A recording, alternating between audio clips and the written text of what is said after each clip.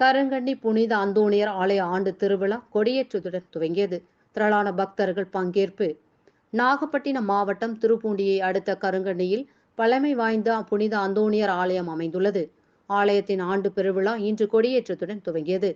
முன்னதாக கொடி மற்றும் மின்விளக்குகளால் அலங்கரிக்கப்பட்ட அந்தோணியர் சொரூபம் ஆலயத்தின் வளாகத்தில் இருந்து துவங்கி முக்கிய வீதிகளில் வழியாக ஊர்வலமாக சென்று மீண்டும் ஆலயத்தினை வந்தடைந்தது. ஆலய பங்கு சந்தை டேவிட் செல்வகுமார் தலைமையில் சிறப்பு திருப்பலி செய்து வைத்தார்.